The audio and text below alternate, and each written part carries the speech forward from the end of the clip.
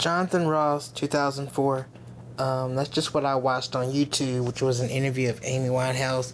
I actually really haven't. I've kind of heard her talk before, but it was kind of cool to actually have an interview of her talking, and she looked really like was healthy and even killed mentally and everything, and just like looked really good.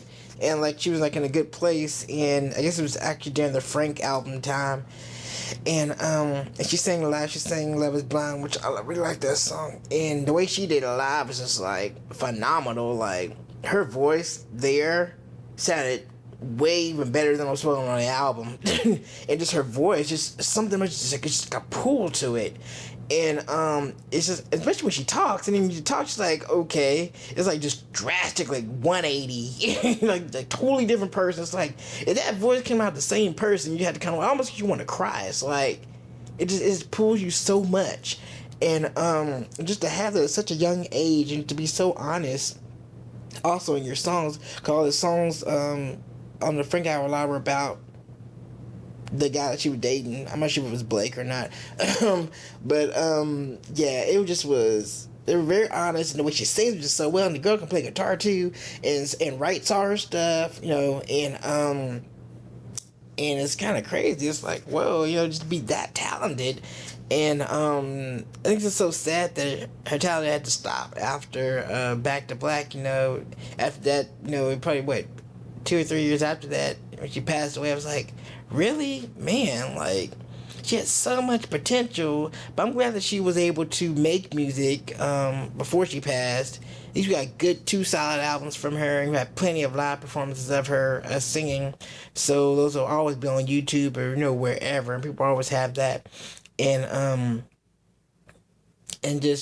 just listen to her voice is so inspiring. It's like, man, it makes you just want to go and just sit in the studio or sit in my closet and just write, and sing, and makes you just want to work on my own music. And so I think that's one thing that you have to do whenever you're aspiring artist. Just kind of surround yourself with motivational stuff. It's gonna make you want to keep working. Sometimes you get so distracted, so distraught by real life, and so just pulled away from it to where you're like, why am I even working on this? I mean, I'm getting older now. Should I be just focusing on trying to, do what I'm supposed to do, quote unquote? Would get that, adult career and get that adult family and do your adult stuff and, follow the path that so many others have followed, but something isn't right for you.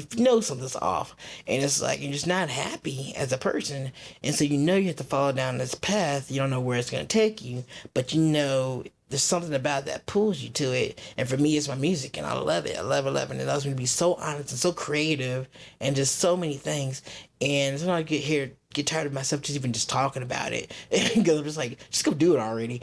And so but yeah, just watch that and just like it was kind of cool to hear her live, even though it's recorded, but it's a recorded live performance. And it's like, dang, like her voice, it's almost like when you hear Christina Aguilera, but it's different though, because with Christina it's more like pop, practice pop, and there's nothing wrong with that either. I mean, she has a great voice, and but sometimes she can do too many runs and too many, you get distracted by it, and it's very polished. And then with Amy, I kind of feel like it's more like it isn't like polished. It's kind of like here I am, a little raw, there, but practice rawness, if that makes any sense. To where it doesn't sound like it's been hit.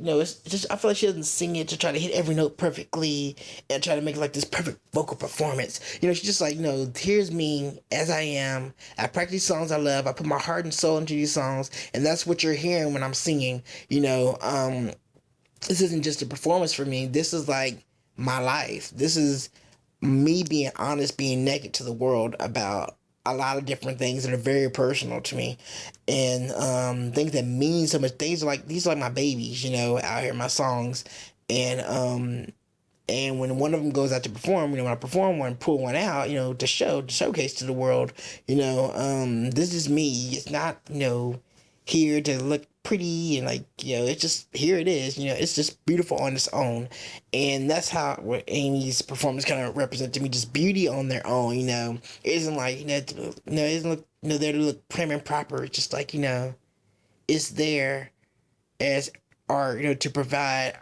artistic enjoyment. And that's what just artistry. That's what it feels. It feels like real artistry, and not just something that's just like made you look pretty and poppy. And so, and pop has its value. It does. And Amy eventually became pop. Not so much by her music style, but just her music became popular, and just honest, very honest, and just appreciating her voice. Just man, that voice, you can just hear it all day, and you'd be really cool with it. And it's very unique and it's very distinct. And when you hear it, it's like that's Amy. There's no mistaking.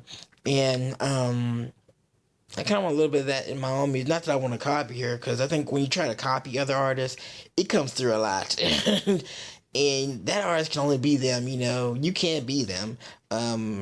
And many people try to be other artists, and it's hard because like when they have such a large influence, they have so much media, and promotion behind them, not to want to emulate them in some sense. Which is cool to have influences, but you have to find what is your thing that makes you you. What's your thing that makes you unique that no one else can really copy. People can imitate it, but they can't copy it hardcore. Carbon copy what you have, and so finding out what that is priceless, and it's important to find that as an artist.